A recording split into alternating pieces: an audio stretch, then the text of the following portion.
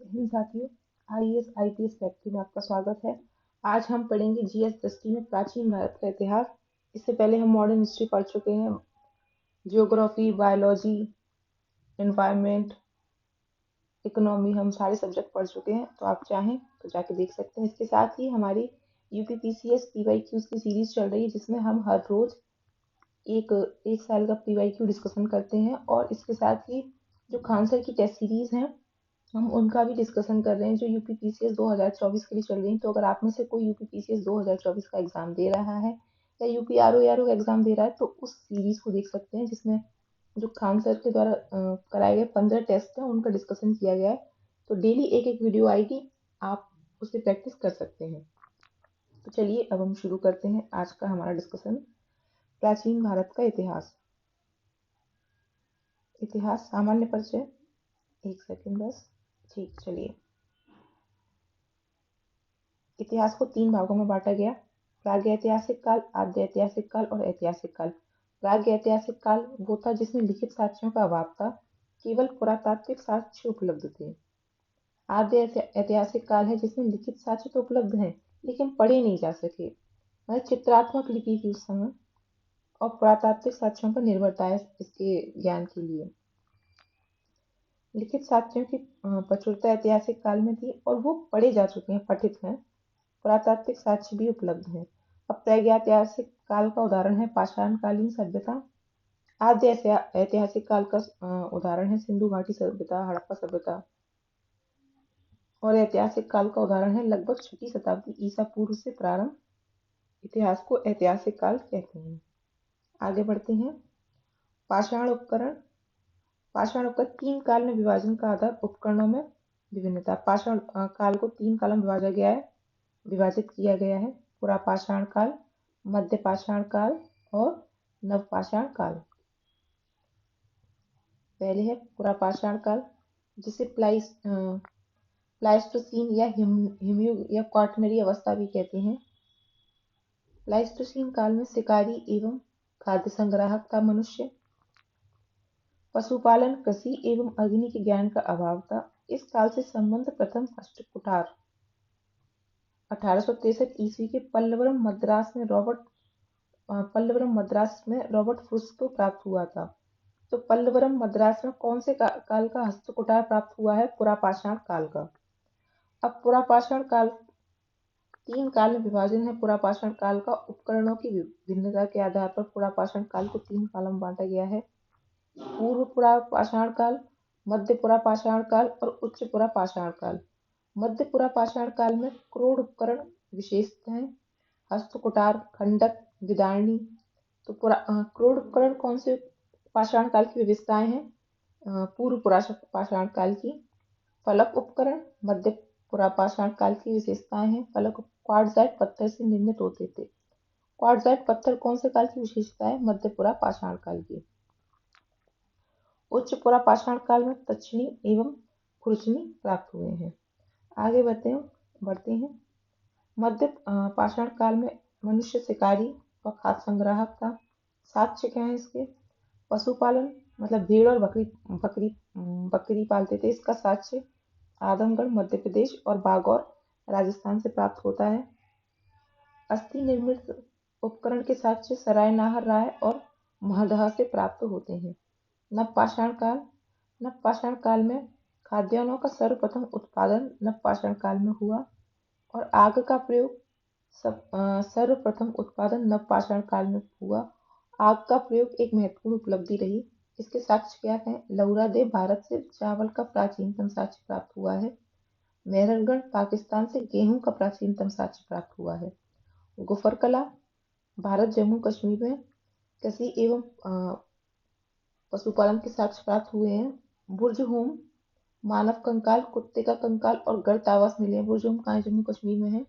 इसे मानव कंकाल, कुत्ते का कंकाल और गर्त आवास मिले हैं। संगन कल्लू, पिकली हल और उतनूर से राख के टीले मिले हैं। परीक्षा की दृष्टि से कुछ महत्वपूर्ण तथ्य। दमदमा। दमदमा क्यों फेमस है? एक ही कब्र से 3 मानव कंकाल प्राप्त हुए दमदमा में। आदमगढ़ से मध्य पाषाण काल के अंतिम चरण में पशुपालन। मेहरगढ़ प्राचीनतम स्थायी जीवन का प्रमाण मिला है मेहरगढ़ से। साथ ही पाषाण संस्कृति से लेकर सिंधु घाटी सभ्यता तक के अवशेष मेहरगढ़ से प्राप्त हुए हैं। हथनोरा से भारत में मानव का सर्वप्रथम साक्ष्य नर्मदापुरम होशंगाबाद से प्राप्त हुआ है। तो हथनोरा से मानव का सर्वप्रथम साक्ष्य प्राप्त हुआ है। भीमबेटका एमपी। प्रागैतिहासिक चित्रकला शैल चित्रकला के प्रमाण कहाँ से मिले हैं? भीमबेटका से मिले हैं। बुर्ज होम की खोज किसने की थी? डी टेरा और पीटरसन द्वारा की गई थी। मध्य पाषाण काल भारत में अस्थि पंजर का सर्वप्रथम साक्ष्य मध्य पाषाण काल से प्राप्त हुआ है। कुछ और तथ्य। हड्डी निर्मित मातृ देवी की प्रतिमा के साक्ष्य मिले हैं लोहंदा नाला क्षेत्र बेलन घाटी से। बृहद पाषाण स्मारक की पहचान की गई है मृतकों को दफनाने के स्थान से। राष्ट्रीय मानव संग्रहालय स्थित है भोपाल में। गैरिक मृदवान पात्र का नामकरण हुआ हस्तिनापुर में। भारतीय पुरातत्व से संबंधित तथ्य। 1861 ईस्वी में भारतीय पुरातत्व के जनक अलेक्जेंडर कनिंघम भारत में सर्वप्रथम पुरातत्व सर्वेक्षक नियुक्त हुए। 1863 ईस्वी में भारत में पाषाणकालीन सभ्यता का अनुसंधान प्रारंभ हुआ। 1871 ईस्वी में पुरातत्व सर्वेक्षण सरकार के एक विभाग के रूप में गठित हुआ। 1901 में लॉर्ड कर्जन के समय पुरातत्व सर्वेक्षण विभाग को केंद्रीकृत कर भारतीय पुरातत्व सर्वेक्षण का नाम दिया गया तथा जॉन मार्शल को इसका प्रथम महानिदेशक बनाया गया। मध्यपाषाणकालीन मानव पेट भरने के लिए मछली का भी शिकार करते थे। मध्यपाषाण काल के विशिष्ट औजार सूक्ष्म पाषाण औजार थे।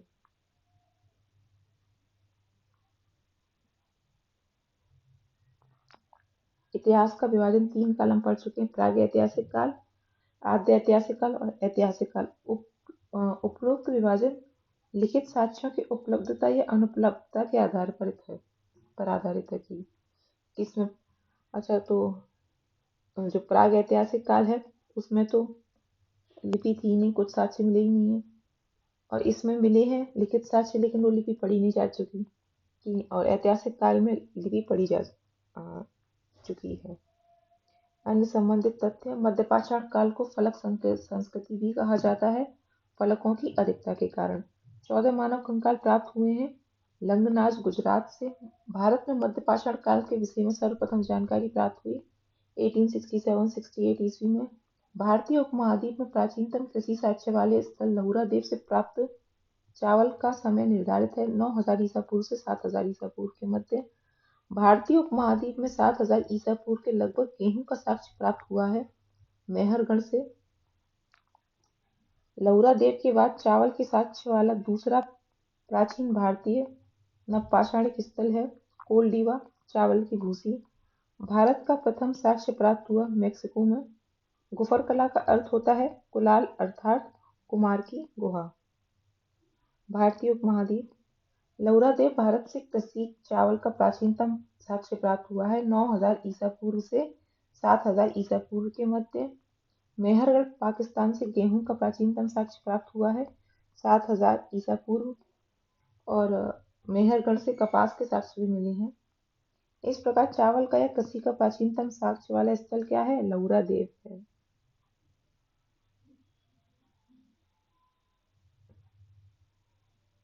ताम्रपाषाणिक संस्कृति। ताम्रपाषाणिक संस्कृति। ताम्रपाषाणिक तांबे एवं पत्थर के प्रयोग की अवस्था को ताम्रपाषाणिक संस्कृति कहते हैं। प्रमुख ताम्रपाषाणिक बस्तियों का विस्तार। तांबा क्या था? मानव द्वारा प्रयुक्त एक धातु है तांबा। तो ताम्रपाषाणिक संस्कृति का विस्तार कहाँ कहाँ है? दक्षिण पूर्वी राजस्थान में, पश्चिमी मध्य प्रदेश में, पश्चिमी महाराष्ट्र और पूर्वी भारत अन्य स्थल। तो यहाँ जो है हमें ताम्रपाषाणिक संस्कृति मिली है। शुरू करते हैं दक्षिणी पूर्वी राजस्थान। दक्षिणी पूर्वी राजस्थान के बनास घाटी में स्थित होने के कारण बनास संस्कृति नामकरण पड़ा। प्रमुख स्थल कौन कौन से मिले हैं दक्षिणी पूर्वी राजस्थान से?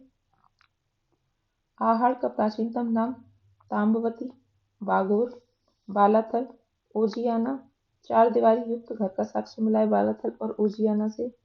गिलुंद से चार दीवारी युक्त घर का साक्ष्य, मिट्टी की इमारत का साक्ष्य, कहीं कहीं पकी ईंटों का उपयोग और तांबे के टुकड़े प्राप्त हुए गुलिंद से। पश्चिमी मध्य प्रदेश, मालवा, चरखे और तकलियों के साक्ष्य मिले हैं। कायता से यहाँ की बस्तियां किलाबंद हैं। तांबे के 28 कंगनों के साक्ष्य मिले हैं कायता से। एरन से किलेबंद बस्तियों के साक्ष्य मिले हैं। नवदा टोली खारगोन जिले में स्थित है। उत्खनन HD संकालिया द्वारा चौकोर एवं वृत्ताकार घरों के साक्ष्य मिले हैं नवदा टोली से। पश्चिमी महाराष्ट्र, अहमदनगर जिला, नार्वे, जारवे, निवासा से पटसन का साक्ष्य मिला है। दहमाबाद से अब तक 200 जौरवे स्थलों में सबसे बड़ा है दहमाबाद। अहमदनगर जिला और पुणे जिला, इन दोनों जिलों के सभी ताम्रपाषाणिक स्थल जौरवे संस्कृति के अंग के अंतर्गत आते हैं। पुणे जिले में कौन कौन से जो है ताम्रपाषाणिक संस्कृति मिली है? प्रकाश, नासिक, इनाम गांव, चंदौली और सोनगांव से मिली है। इनाम गांव में 5 कमरों वाला एक मकान मिला है। किलेबंद एवं खाई से घिरी हुई बस्ती मिली है और मातृ देवी की प्रतिमा प्राप्त हुई है। पूर्वी भारत, चिरांद, बिहार में ताम्रपाषाणिक संस्कृति के अवशेष मिले हैं। पांडु राजव डिवी में पश्चिम बंगाल में और महिबदल ये पश्चिम बंगाल में। और अन्य स्थान बिहार के सैनुवार, सोनपुर और तराडी से भी ताम्रपाषाणिक अवशेष मिले हैं। पूर्वी उत्तर प्रदेश में खैराडी और नरहन से और पश्चिम बंगाल के महिषदल से हम पढ़ चुके हैं। यहाँ से हमें ताम्रपाषाणिक संस्कृति के साक्ष्य प्राप्त हुए हैं। सेंदर सभ्यता एवं संस्कृति, इस सभ्यता के लिए साधारणतः 3 नामों का प्रयोग किया जाता है। सिंधु सभ्यता, सिंधु घाटी की सभ्यता, हड़प्पा सभ्यता। तिब्बत महोदय का कथन क्या है इस सभ्यता के बारे में? हड़प्पा एवं मोहनजोदड़ो एक विस्तृत साम्राज्य की जुड़वा राजधानियां थीं। जॉन मॉर्सल ने सर्वप्रथम इस सभ्यता को सिंधु सभ्यता का नाम दिया। 2300 ईसा पूर्व से 1700 ईसा पूर्व सर्वाधिक मान्य तिथि है सिंधु सभ्यता की। रेडियो कार्बन 14 पद्धति द्वारा निर्धारित की गई है। 2300 ईसा पूर्व से 1900 ईसा पूर्व इस सभ्यता के विकास की पराकाष्ठा का समय है। कौन सी सभ्यता के विकास की पराकाष्ठा का समय? सिंधु सभ्यता। सेंदर सभ्यता मेसोपोटामिया, मिस्र और मेसोपोटामिया तथा मिस्र की सभ्यताओं के समकालीन थी। अगला है सेंदर सभ्यता का विस्तार क्षेत्र। पाकिस्तान के बलूचिस्तान, पंजाब और सिंध प्रांत में है।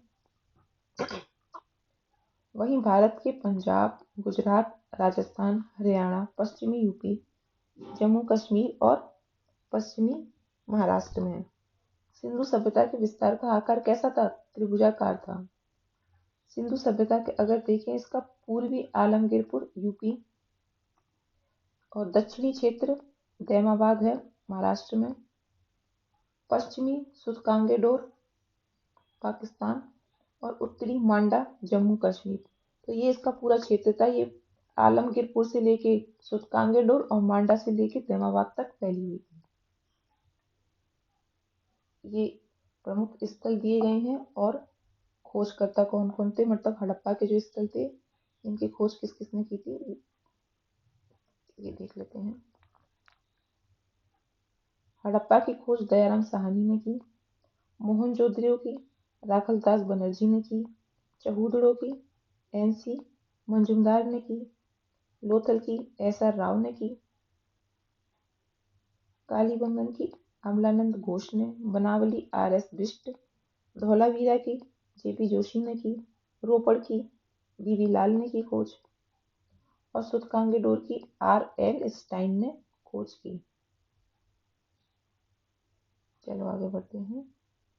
हड़प्पा से प्राप्त साक्ष्य। शंख का बना बैल प्राप्त हुआ है हड़प्पा से। उर्वरता की देवी का चित्र, ईंटों के वृत्ताकार चबूतरे, समाधि 837 कब्रिस्तान, गेहूं एवं जौ के दानों के अवशेष, पीतल का बना इक्का, बर्तन पर बने मछुआरों के चित्र।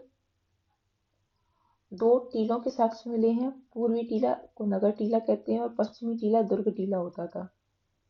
स्थिति कहाँ है, मतलब वर्तमान में कहाँ स्थित है हड़प्पा? तो मोंटेगोमरी जिला वर्तमान साहिवाल पाकिस्तान के रावी नदी के बाएं तट पर स्थित है। मोहनजोदड़ो सिंधी भाषा में शाब्दिक अर्थ है मृतकों का टीला। अब मोहनजोदड़ो से क्या क्या साक्ष्य प्राप्त हुए हैं? बृहद स्नानागार प्राप्त हुआ है। सर्वाधिक उल्लेखनीय स्मारक है ये बृहद स्नानागार। तत्कालीन विश्व का एक आश्चर्यजनक निर्माण है। जॉन मार्शल का कथन है कि तत्कालीन विश्व में इतना बृहद स्नानागार एक आश्चर्यजनक बात है। अभिलेख युक्त सर्वाधिक मोहरें जो है मोहनजोदड़ो से प्राप्त हुई हैं। विशाल अन्नागार भी प्राप्त हुआ है। नृत्य नारी की कांस्य मूर्ति कॉट वैक्स विधि से बनाई गई थी, 11.5 सेंटीमीटर की मिली है। पुजारी योगी की मूर्ति मिली है।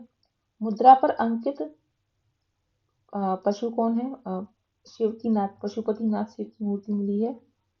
सीपी की बनी हुई पटरी मिली है। घोड़े के दांत, गीली मिट्टी का कपड़ा, सूती कपड़ा और हाथी का कपाल खंड ये सब मिला है। और वर्तमान स्थिति कहाँ है?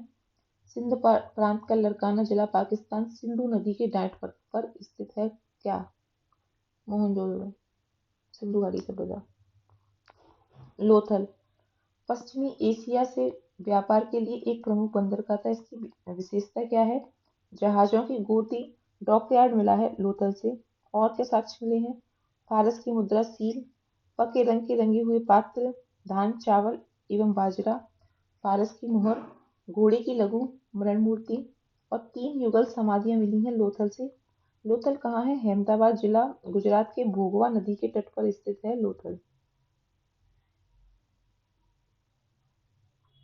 चहूदड़ो मक्का बनाने का कारखाना तथा भट्टी प्राप्त हुए हैं।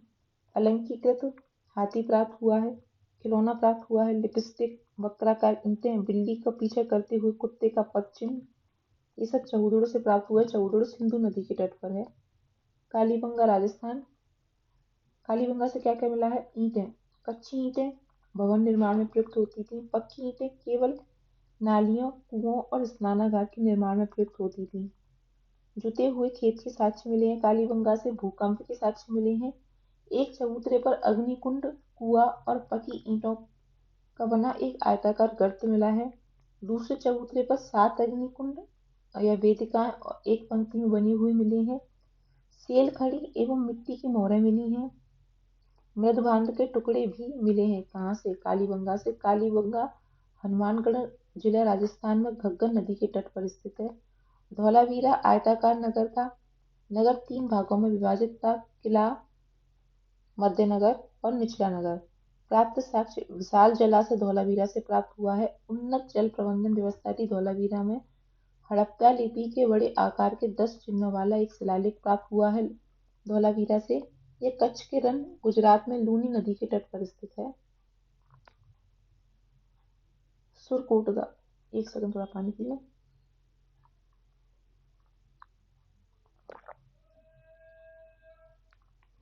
सुरकोटदा नगर 2 वर्गीकृत भागों में विभक्त था, गढ़ी क्षेत्र और आवास क्षेत्र।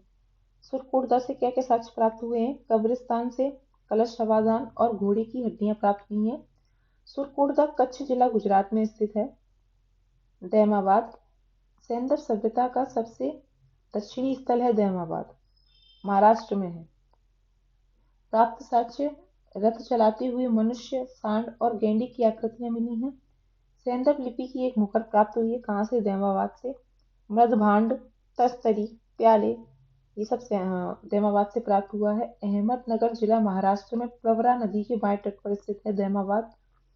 बनावली से क्या क्या साक्ष्य प्राप्त हुए हैं? बनावली की विशेषता क्या थी? सैंदव संस्कृति के 3 स्तर प्राप्त हुए हैं बनावली से। प्राक सैंदव, विकसित सैंदव और उत्तर सैंदव। नगरों को तारांकित भागों में विभाजित करती हैं सड़कें। प्राप्त साक्ष्य क्या है? बनावली के लाजवर्द और कार्नेलियन के मन के मिले हैं। हल्की आकृति के खिलौने मिले हैं बनावली से। तांबे के वाणाग्र भी मिले हैं बनावली से। मोहरें और बटखरे मिले हैं। बनावली कहाँ है? फतेहाबाद जिला हरियाणा में, रंगोई नदी के तट पर।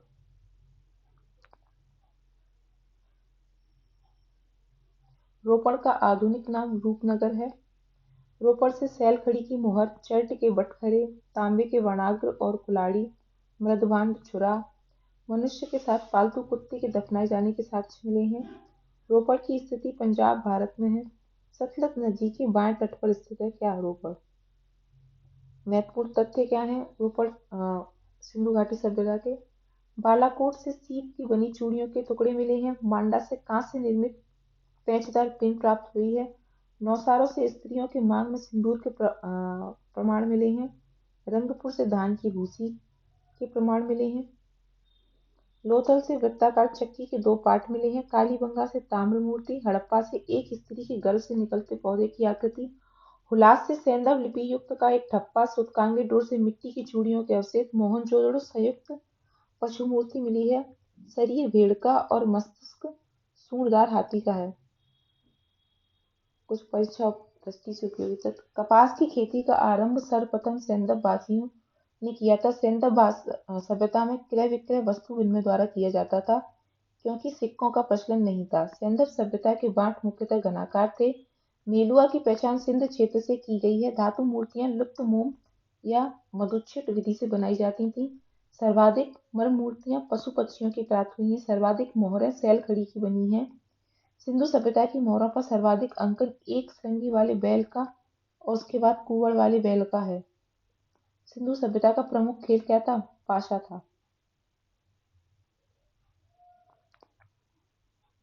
मोहनजोदड़ो से प्राप्त साक्ष्य। योगी पशुपति शिव की मोहर से बाएं गैंडा या भैंसा है। दाएं में बाघ एवं हाथी है। बीच में 2 हिरण है। कुल 5 प्रकार के 6 पशुओं के साक्ष्य मिले हैं मोहनजोदड़ो से प्राप्त मोहर में। कौन कौन। गैंडा, भैंसा, हिरण, हाथी और बाघ। बाघ की जगह अगर शेर दे दे तो गलत हो जाएगा। बाघ प्राप्त हुआ ना कि शेर, टाइगर। सूक्ष्म दृष्टि। लोहे के ज्ञान का अभाव था। स्वर्ण, चांदी, तांबा एवं कांसे की जानकारी थी। हाथ से चालित चाकों का प्रयोग होता था। मूर्ति पूजा का प्रचलन था। शेर के अवशेष का अभाव है। घोड़े के अवशेष प्राप्त परंतु चित्र का अभाव। आगे बढ़ते हैं। वैदिक काल। वैदिक वेद शब्द से निर्मित है। वेद का अर्थ होता है ज्ञान। वैदिक सभ्यता आर्य सभ्यता भारत में सैंधव सभ्यता के पश्चात विकसित नवीन सभ्यता थी। वेद आर्यों के इतिहास जानने का मुख्य स्रोत है। वैदिक साहित्य का रचना श्रेय सामान्यतः आर्यों को जाता है। वैदिक काल 2 भागों में विभाजित है। ऋग्वैदिक काल, उत्तर वैदिक काल। ऋग्वैदिक काल 1500 ईसा पूर्व से 1000 ईसा पूर्व और 1000 ईसा पूर्व से 600 ईसा पूर्व तक के काल को वैदिक काल कहते हैं। उसके बाद के काल को उत्तर वैदिक काल कहते हैं। आर्यों के मूल निवास स्थान के मुद्दे पर प्रमुख इतिहासकारों में मतभेद है। देखो क्या क्या मतभेद है। आर्य मूल निवास विद्वान, तो किस विद्वान ने क्या मूल निवास बताया है ये पढ़ लेते हैं। एल डी कल्ल ने कश्मीर अथवा हिमालय क्षेत्र को आर्यों का मूल निवास बताया है। पंडित गंगानाथ झा ने ब्रह्मश्री देश के निवासी बताया है। डॉक्टर अविनाश चंद्र दास ने सप्त सैंधव प्रदेश का बताया है। डी एस त्रिवेदी ने दीपिका प्रदेश मुल्तान का बताया है। गार्डन चाइल्ड ने दक्षिणी रूस का बताया है। मैक्स मूलर ने मध्य एशिया का बताया है। पंडित बाल गंगाधर तिलक ने उत्तरी ध्रुव का निवासी बताया। स्वामी दयानंद सरस्वती ने आर्यों को तिब्बत का निवासी बताया। हर्ट एवं पेनका ने जर्मनी का निवासी बताया और गाइस ने हंगरी का निवासी बताया। ये पंडित बाल गंगाधर तिलक और स्वामी दयानंद वाला ज्यादा याद रखना। वैदिक साहित्य परिचय। भारतीय साहित्य परंपरा में सर्वाधिक प्राचीन है। 4 वेद हैं। ऋग्वेद, यजुर्वेद, सामवेद और अथर्ववेद। 4 भाग हैं वेदों के। संहिता, ब्राह्मण, आरण्यक और उपनिषद। ऋग्वेद वैदिक साहित्य का प्राचीनतम ग्रंथ है। ऋग्वेद श्लोक एवं प्रार्थनाओं का संकलन है। कुल 10 मंडल, 1028 सूक्त, 10,552 ऋचाएं हैं। 1028 सूक्त में 1017 सूक्त साकल में और 11 सूक्त जो है बाल खिल्य में है। उल्लेख। ऋग्वेद में गोत्र, शूद्र वर्ण शब्द का सर्वप्रथम प्रयोग का उल्लेख है। ऋग्वेद से गायत्री मंत्र प्राप्त हुआ है जिसका रचनाकार विश्वामित्र थे। लोहे का कोई उल्लेख नहीं है ऋग्वेद में। नदी सूक्त में 11 नदियों का वर्णन है। 9वां मंडल सभी 114 सूक्त सोम को समर्पित हैं। पुरोहित को होता या होत्र कहते थे ऋग्वेद में। मतलब होत्र कौन? ऋग्वेद के श्रोतों का पाठ करने वाला। ब्राह्मण ग्रंथ ऋग्वेद से कौन सा संबंधित है? ऐत्रेय और कौशितकी। 10वें मंडल में पुरुष सूक्त 10वें मंडल के पुरुष सूक्त में वर्णन है ब्राह्मण ग्रंथ का और तृतीय मंडल में उल्लेख है ब्राह्मण ग्रंथ का। सामवेद। साम का अर्थ होता है संगीत या गान। यज्ञों के अवसर पर गाए जाने वाले मंत्रों का संग्रह सामवेद में मिलता है। मंत्रों के गाने वाला पुरोहित उद्गाता। कुल 1875 ऋचाएं हैं। प्रमुख शाखाएं कौन कौन सी सामवेद की? कौतुमीय, रामायणीय, जैमिनीय। ब्राह्मण ग्रंथ कौन सा है सामवेद से संबंधित?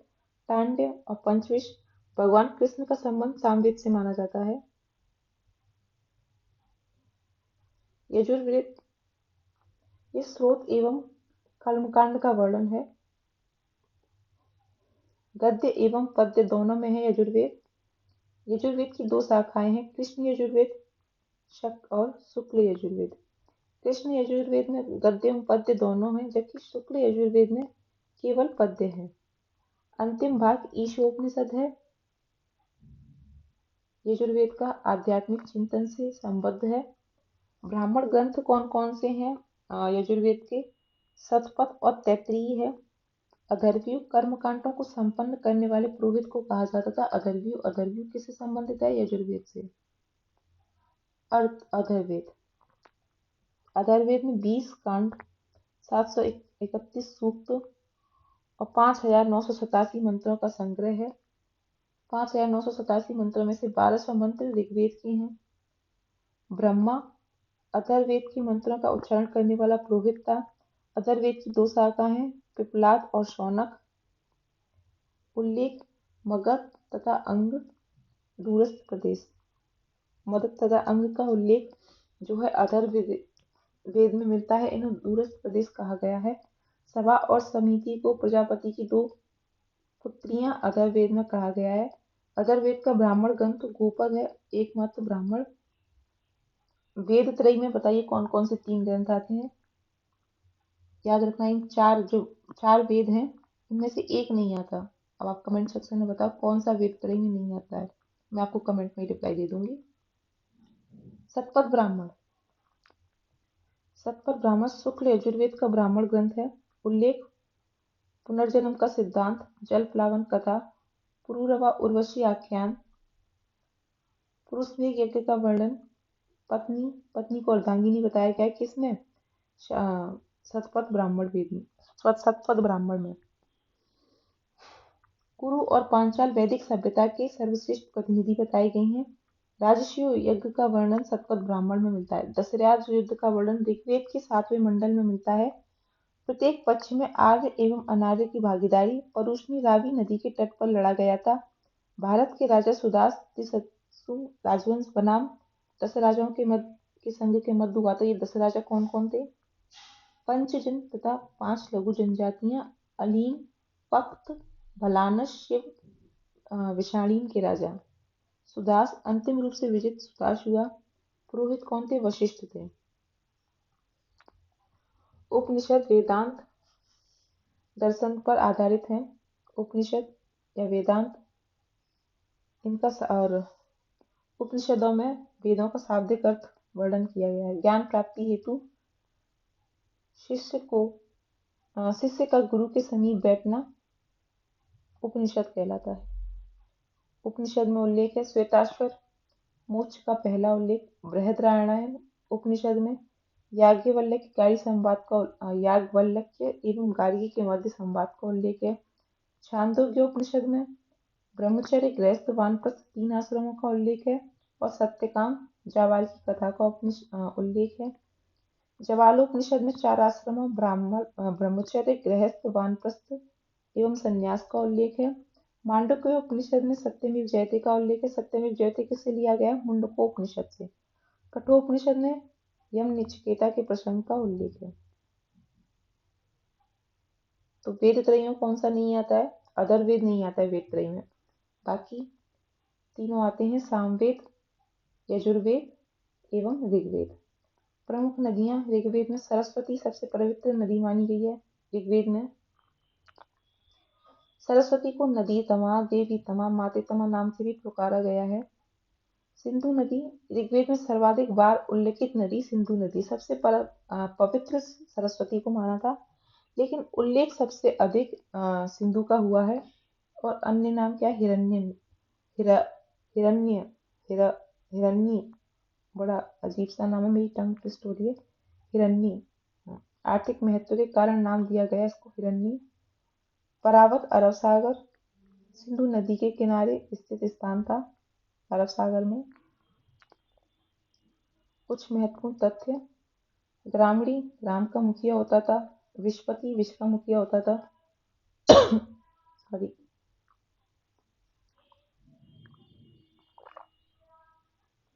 उपाध्याय जीविकोपार्जन हेतु वेदों को पढ़ने वाले अध्यापक को उपाध्याय कहते थे। सभा कुलीन या वृद्धों की संस्था को सभा कहते थे। समिति सर्वसाधारण की संस्था को समिति कहते थे। ग्रामीण आर्यों की मूल संस्कृति ग्रामीण थी। अश्म चक्र रहट की चरखी व्यापार अदल बदल प्रणाली पर आधारित था। एकाराट सर्वोच्च शासक अथर्ववेद। परिचित मृत्यु लोक के देवता को परिचित कहा गया। त्रिवर्ग धर्म अर्थ काम पुरुषार्थ, धर्म अर्थ काम मोक्ष। त्रिवर्ग में मोक्ष नहीं आता। अगला है, आई होप आपको ये प्रयास पसंद आ रहा होगा। प्रमुख ऋग्वेदिक देवता कौन से थे? क्योंकि अभी जो एग्जाम्स आने वाले हैं यूपीपीसीएस का, बीपीएससी का, आरएएस का, यूपीआरओ एआरओ, इन सब में अब रिवीजन का टाइम है और इससे अच्छा तरीका नहीं होता है जल्दी जल्दी रिवाइज करने का। प्रमुख ऋग्वेदिक देवता: पृथ्वी के देवता पृथ्वी, सोम, अग्नि, बृहस्पति। सोम तीसरे सर्वाधिक महत्वपूर्ण देवता थे। ऋग्वेद के 9वें मंडल के सभी मंत्रों में सोम देवता को इनको समर्पित है। सोम देवता को। अग्नि दूसरे सर्वाधिक महत्वपूर्ण देवता थे। ऋग्वेद के 200 सूक्त जो है अग्नि को समर्पित है। आकाश के देवता विष्णु, मित्र, वरुण, पूषण, अश्विन और सूर्य। वरुण समुद्र के देवता एवं ऋतु की नियामक नैतिक व्यवस्था के प्रधान ऋतस्य गोपा भी कहा गया है वरुण को। पूषण वनस्पतियों एवं औषधियों के देवता थे। इनके रथ को बकरी खींचते थे पूषण के को। अंतरिक्ष के देवता इंद्र सर्वाधिक महत्वपूर्ण देवता थे। पुरंदर किलों को तोड़ने वाले, विश्व के स्वामी। ऋग्वेद के 250 सूक्त समर्पित आर्यों के युद्ध नेता या वर्षा के नेता भी कहा गया है इंद्र को। आगे बढ़ते हैं। विराट पुरुष भुजा से मतलब कौन से शरीर के कौन से भाग से किस किस की उत्पत्ति हुई? तो मुख से उत्पत्ति हुई ब्राह्मण की, पैरों से शूद्र की, जंगा से वैश्य और भुजाओं से क्षत्रिय की उत्पत्ति मानी जाती है। पंचजन है अनु, द्रुह, पुरु, युधु और पुरुषु। वेद त्रयी ऋग्वेद, यजुर्वेद, सामवेद, अथर्ववेद नहीं आता है। संहिता अथर्ववेद, ऋग्वेद, यजुर्वेद और सामवेद हैं। वेदांग शिक्षा, कल्प, व्याकरण, निरुक्त, छंद, ज्योतिष। ऋग्वेदिक कालीन नदियां और उनके आधुनिक नाम: अस्कनी, कच्छनाब, विपाशा, व्यास, परुष्णी, करावी, द्व्यतस्ता, झेलम, सदानीरा, गंडक, शुश्रुति, सतलज, दशरथी, घग्गर। जैन धर्म, पहले ऋग्वेद के मंडल पढ़ लेते हैं। प्रथम मंडल के मधुच्छदा मेघातिथि थे। द्वितीय के गतसमद, तृतीय के विश्वामित्र हैं। चतुर्थ वामदेव, पंचम अत्रि, षष्ठम भारद्वाज, सप्तम वशिष्ठ, अष्टम कर्ण एवं अंगिरस, नवम सोम देवता एवं अन्य ऋषि, दसम विमदा, इंद्र, सची व अन्य। अब पढ़ेंगे जैन धर्म के बारे में। संस्कृत के जिन शब्द से बना है जैन, जिनका अर्थ होता है विजेता, संस्थापक, तीर्थंकर कहलाते थे। महात्मा निग्रंथ और प्रथम तीर्थंकर ऋषभदेव थे। पार्श्वनाथ 23वें तीर्थंकर थे। काशी के राजा अश्वसेन के पुत्र थे। वाराणसी में इनका जन्म हुआ था। अनुयायियों के लिए चातुर्याम शिक्षा का पालन करने को कहा। चातुर्याम सत्य, अहिंसा, अस्तेय, अपग्रह। सत्य, सदैव सत्य बोलना। अहिंसा, हिंसा से परहेज करना। अस्तेय, चोरी वर्जित। अपरिग्रह, संपत्ति संग्रह नहीं करना। कुछ परीक्षा उपयोगी तथ्य। जैन धर्म संघ का प्रथम अध्यक्ष सुधर्मन था। जैन धर्म का विभाजन श्वेतांबर स्थूलभद्र के अनुयायी और दिगंबर भद्रबाहु के अनुयायी को क्या कहा गया? दिगंबर। जो स्थूलभद्र के अनुयायी थे उन्हें श्वेतांबर कहा गया। श्वेतांबर जो श्वेत अंबर मतलब सफेद कपड़े धारण करते हैं। दिगंबर जिनका मानना है कि दिशा ही जिनके वस्त्र हैं, मतलब वो निवस्त्र रहते हैं। प्रथम जैन सभा पाटलिपुत्र में 300 ईसा पूर्व में हुई थी, स्थूलभद्र की अध्यक्षता में। द्वितीय जैन सभा वल्लभी की अध्यक्षता में हुई थी 6ठी शताब्दी में। देवर्तिगण या क्षमागण क्या था? अध्यक्ष थे। जैन साहित्य को आगम कहा जाता है। सिद्धांत। पार्श्वनाथ का प्रतीक चिन्ह सर्प है।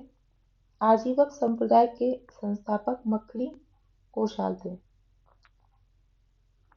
महावीर स्वामी का जन्म 599 ईसा पूर्व कुंडग्राम कुंडलपुर वैशाली में हुआ था। इनके पिता सिद्धार्थ ज्ञातक क्षत्रियों के प्रधान थे। माता त्रिशला विदेहा की राजकुमारी थी। वैशाली की लिच्छवी त्रिशला या विदेहा था माता का नाम। वैशाली के लिच्छवी गणराज के प्रमुख चेटक की बहन थी।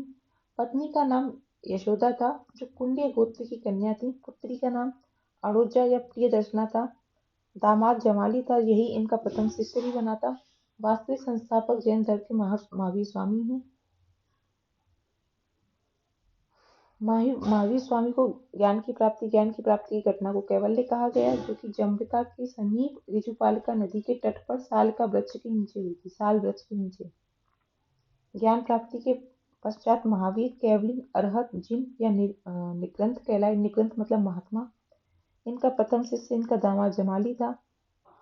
चातुर्याम शिक्षा में 5वां व्रत ब्रह्मचर्य को महावीर ने जोड़ा। अनिकांतवाद सद्वाद का प्रतिपादन महावीर ने किया। पुनर्जन्म एवं कर्मवाद में विश्वास है और आत्मा के सिद्धांत में भी विश्वास करते हैं। वो हर कण में आत्मा मानते हैं जैन।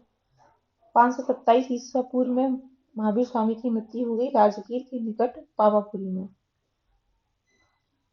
अगला है बौद्ध धर्म।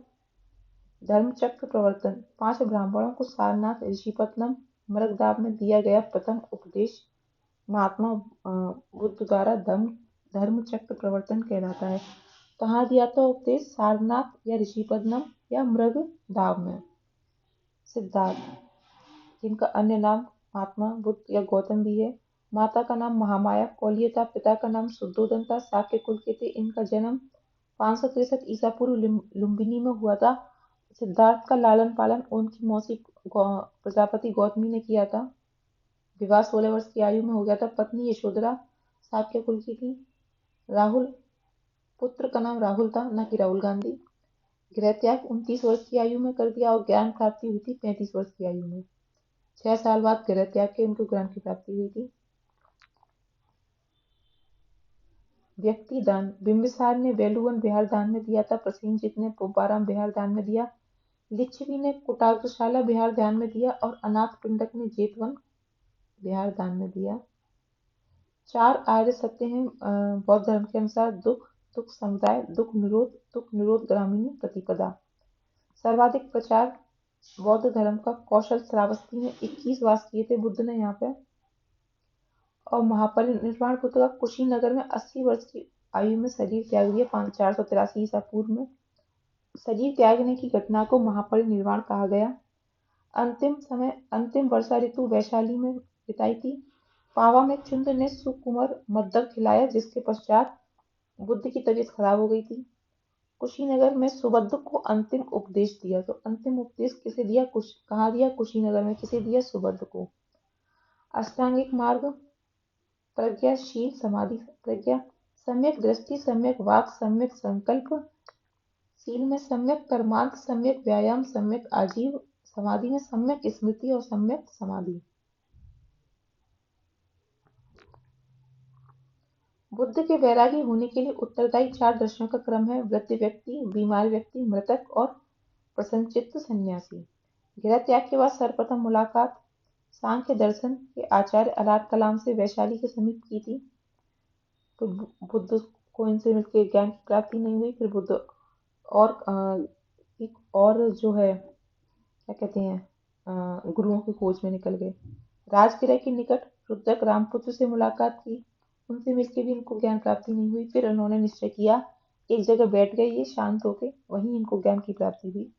35 वर्ष की अवस्था में वैशाख पूर्णिमा की रात्रि पीपल वृक्ष के नीचे इनको ज्ञान की प्राप्ति हुई थी। और महावीर जी को कौन से वृक्ष के नीचे ज्ञान की प्राप्ति हुई थी? साल वृक्ष के नीचे। परीक्षा दृष्टि। बौद्ध धर्म के अनुयायी 2 वर्गों में बटे हुए थे: भिक्षु भिक्षुणी तथा उपासक उपासिकाएं।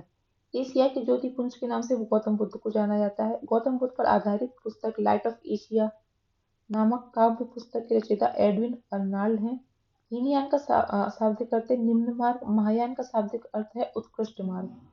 बुद्ध अपने मत को कहते थे मध्यमा प्रतिपदा या मध्यम मार्ग, मतलब बैलेंस लाइफ की बात करते थे। बुद्ध अति की उन्होंने क्या कहते हैं खंडन किया था अतिवाद का। बौद्ध धर्म के 3 रत्न हैं क्या? बुद्ध, धम्म, संघ। अब उनकी घटना के कुछ प्रतीक चिन्ह हैं। जन्म कमल एवं सांड उनके जन्म का प्रतीक है। घोड़ा गृह त्याग का प्रतीक है। पीपल बोधि वृक्ष जिसके नीचे उन्हें ज्ञान प्राप्ति हुआ तो ये ज्ञान का प्रतीक है। पद चिन्ह निर्वाण के प्रतीक है। और स्तूप उनकी मृत्यु के पश्चात बनाए गए तो स्तूप उनकी मृत्यु के प्रतीक है। त्रिपिटक पाली भाषा में लिखे गए हैं। ये बौद्ध धर्म की शिक्षाओं का संकलन है। इनमें विनय पिटक में संघ संबंधी नियमों का संकलन है। सुत्त पिटक में बुद्ध के उपदेशों का संग्रह है। अभिधम्म पिटक में दार्शनिक सिद्धांत है। बुद्ध के उपदेशों का संग्रह किसमें? सुत्त पिटक में है। और विनय पिटक में संघ संबंधी नियमों का संग्रह है। और अभिधम्म पिटक दार्शनिक सिद्धांतों का संग्रह है। विनय पिटक और सुत्त पिटक की रचना प्रथम बौद्ध संगीति में की गई थी, जबकि अभिधम्म पिटक की रचना तृतीय बौद्ध संगीति में की गई थी। शिक्षा केंद्र नालंदा, कुमारगुप्त, वल्लभी, विक्रमशिला। नालंदा की स्थापना कुमारगुप्त ने की थी और विक्रमशिला की स्थापना धर्मपाल ने की थी। ये बौद्ध शिक्षा के प्रमुख केंद्र कौन कौन से थे? नालंदा, वल्लभी और विक्रमशिला। चैत्य क्या है? चैत्य महापुरुषों के धातु अवशेष सुरक्षित रखने वाली समाधि है। विहार भिक्षुओं के आवास होते थे। विहार स्तूप मृतकों की चुनी हुई अस्थियों को रखने का स्थान स्तूप कहलाता है। अब बौद्ध संगीति में प्रथम बौद्ध संगीति 483 ईसा पूर्व में राजगिरह सप्तकर्णी गुफा में हुई थी। अध्यक्ष कौन थे प्रथम बौद्ध संगीति के? महाकश्यप या महाकश्यप और शासक कौन थे? अजातशत्रु। द्वितीय बौद्ध संगीति 383 ईसा पूर्व मतलब 100 साल बाद 483 से। और प्रथम बौद्ध संगीति कब हुई थी? बुद्ध की मृत्यु के पश्चात हुई थी। बुद्ध की मृत्यु भी 483 ईसा पूर्व में हो गई थी। द्वितीय बौद्ध संगीति वैशाली बालूकाराम बिहार में हुई थी। अध्यक्ष सुबुकामी या सबाकमीर थे। सर्वकामी शासक कालाशोक थे। तृतीय बौद्ध संगीति 227 ईसा पूर्व में पाटलिपुत्र में हुई थी। अध्यक्ष मुगली पुत्र तिस्य थे। शासक अशोक था। चतुर्थ बौद्ध संगीति ईसा की प्रथम शताब्दी में कुंडलवन कश्मीर में हुई थी। अध्यक्ष वसुमित्र थे। उपाध्यक्ष अश्वघोष, शासक कनिष्क। आगे बढ़ते हैं। बौद्ध धर्म में विभाजन महासांगिक, सार्वस्त्यवादी और स्थविर थेरवादी। सार्वस्त्यवादी कौन? परिवर्तन के पक्ष में नेतृत्व करता महाकश्यप थे। और स्थविरवादी परिवर्तन के विरोधी थे। इनकी नेतृत्वकर्ता महाकच्छायन थे। शैव धर्म के मुख्य बिंदु शिव के उपासक शैव कहलाते हैं। भारत का प्राचीनतम धर्म है कौन सा? शैव धर्म। ऋग्वेद में शिव का अन्य नाम रुद्र है। कुषाण शासकों के सिक्कों पर शिव वृषभ त्रिशूल की आकृति का उल्लेख है। उदयगिरी गुफा शैव गुफा का निर्माण चंद्रगुप्त द्वितीय के सेनापति वीरसेन द्वारा उदयगिरी पहाड़ी पर कराया गया। शिव मंदिर कंदरिया महादेव मंदिर, कैलाश मंदिर। कंदरिया खजुराहो के चंदेल शासक द्वारा निर्मित है। कंदरिया महादेव। कैलाश मंदिर एलोरा में स्थित है, राष्ट्रकूटों के समय निर्मित कराया गया।